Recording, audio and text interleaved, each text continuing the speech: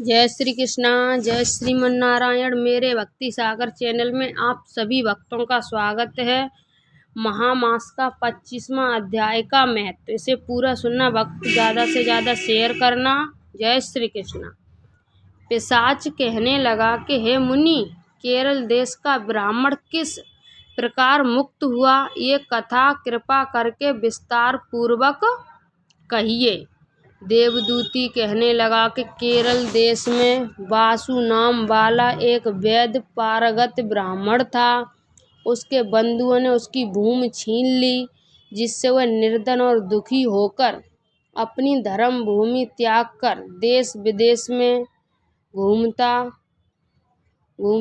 किसी व्याप्त से ग्रस्त होकर मृत्यु को प्राप्त हो गया। उसका कोई बांधव न होने के कारण उसकी अर्ध वैदिक क्रिया नहीं हुई और न ही उसका दाह क्रिया हुई। इस प्रकार क्रिया के लोप होने से निर्जन वन में प्रेत होकर चिरकाल तक फिरता रहा। शीत ताप भूख प्यास के दुख से हाहाकार करता हुआ वह नंगे शरीर रोता फिरता था, परंतु उसको कहीं सद्गति नहीं दिखाई देती थी। सर्वदा दान न देने से वह अपने कर्म फल को भोगता था। जो लोग अग्नि में आहुति नहीं देते, भगवान का पूजन नहीं करते, वे आत्मा विद्या का अभ्यास नहीं करते, अच्छे तीर्थों से विमुख रहते हैं। जो लोग दुखी लोगों को स्वर्ण वस्त्र तांबूल रत्न फल तथा जल नहीं देते, तथा छल कपट से जीविका प्राप्त करने वाले, दूसरों तथा स्त्रियों का धन हरने वाले, पाखंडी, कुटिल, चोर, बाल बुद्धि तथा आतुर और स्त्रियों पर निर्दयता करने वाले, आग लगाने वाले, विष देने वाले, झूठी गवाही देने वाले, कुमार्ग पर चलने वाले, माता पिता भाई बहन तथा संतान अपनी स्त्री का त्याग करने वाले, जो सब तीर्थों में दान लेते हैं, पालन करने वाले, स्वामी को त्यागने वाले, गौर तथा भूमि के चोर, वेदों की निंदा करने वाले, वृथा द्रोह करने वाले, प्राणियों की हिंसा करने वाले, देवता गुरु की निंदा करने वाले, ये सभी बारंबार प्रेत पिशाच राक्षस तथा बुरी योनियों में जन्म लेते हैं। अतः बुरे कर्मों से बचकर धर्म के कार्य तथा यज्ञ दान और तप आदि करने चाहिए, क्योंकि कर्म फल अश्वमेध मिलता है। इस प्रकार प्रेत की गति देखकर पाप कर्म कदापि नहीं करने चाहिए।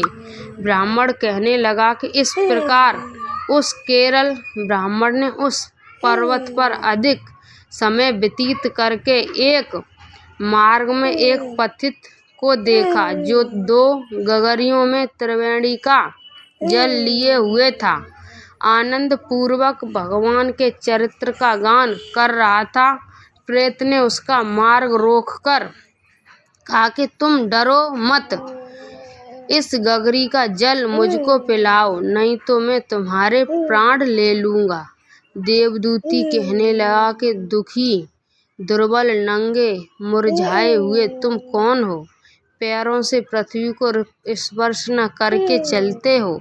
लोमस जी बोले। प्रेत ये वचन सुनकर कहने लगा कि मेरे ऐसा होने का कारण सुनो। मैंने कभी ब्राह्मणों को दान नहीं दिया, अत्यंत लोभी, क्रियाहीन, दूसरे के अन्न से पलने वाला था। मैंने कभी किसी को भिक्षा नहीं दी, न दूसरे को दुख से दुखी हुआ। प्यासे प्राणियों को मैंने कभी जल नहीं पिलाया। मैंने कभी छाता जूता दान नहीं किया, न किसी को जल का पात्र, पान या औषधि किसी को दी, न मैंने अपने घर में कभी किसी अतिथि को ठहराया, उसका सत्कार किया। अंधे, वृद्ध, अनाथ और दीनों को मैंने कभी अन्न से संतुष्ट नहीं किया और न ही किसी रोगी को मुक्त किया, न कभी ब्राह्मण को दान दिया, न कभी अग्नि में हवन किया। वैशाख मास में किसी को ठंडा जल नहीं पियाया, न ही मैंने बड़ या पीपल का कोई वृक्ष लगाया, न किसी प्राणियों को बंधन से छुटाया, कभी कोई व्रत करके शरीर को नहीं सुखाया। इस कारण मेरा पूर्व जन्म सब बुरे कर्मों में व्यतीत हुआ। मेरे पूर्व जन्म के कर्मों से ही मेरी ये गति हुई है। इस वन में व्याघ्र भेड़ियों से बचा हुआ मांस तथा जंतुओं के खाने से गिरे हुए फल, वृक्षों पर लगे हुए सुंदर फल तथा झरने का सुंदर जल सभी मिलते हैं, परंतु देव इच्छा से मैं कुछ नहीं खा सकता। सर्व की तरह केवल भच्चड़ भच्चड़ करके जीवन व्यतीत करता हूँ। बल बुद्धि मंत्र पुरुषार्थ से लाभ हानि, सुख दुख, विवाह मृत्यु, जीवन भोग रोग तथा वियोग में केवल भाग्य ही कारण होता है। कुपुरुष मूर्ख कुकर्मी निंदित तथा पराक्रम से हीन मनुष्य भी भाग्य से ही राज्य भोगते हैं। काड़े लूंड़े लंगड़े नीतिहीन निर्गुण नपुंसक भाग्य से राज्य प्राप्त करते हैं। पर्वत पर भी बलवान राक्षस पिशाच रहते हैं, जिनमें से कभी कभी कोई कहीं कहीं वन में फिरते हुए अपने कर्म के अनुसार अन्न जल प्राप्त करते हैं, परंतु आपको उनका भय नहीं होना चाहिए, क्योंकि धर्मात्मा पुरुष की उनकी पवित्रता की रक्षा करती है। ग्रह नक्षत्र देवता सर्वदा धर्मात्मा की रक्षा करते हैं। ये पिशाच आप जैसे भक्त की तरह आंख उठाकर भी नहीं देख सकते। जो नारायण भगवान की भक्ति से पवित्र रहता है, उसको प्रेत पिशाच पूतना कोई बाधा नहीं दे सकते। भूत बेताल पिशाच गंधर्व काकिन शाकिनी ग्रह रेवती यज्ञ मात्र ग्रह भयंकर ग्रह कृता सर्वकुष्मांडा तथा दूसरे दुष्ट जंतु पवित्र वैष्णव की तरह देख भी नहीं सकते। जिसकी जीवा पर गोविंद का नाम हृदय में वेद तथा ऋतु विद्यमान है, जो पवित्र और दानी है, उनको कभी भय नहीं हो सकता। हे ब्राह्मण, इस प्रकार कर्मों का फल भोगता हुआ मैं यहाँ रहता हूँ, ऐसा सोचकर मैं शोक नहीं करता। एक बार मैं जवालिनी नदी के किनारे पर गया।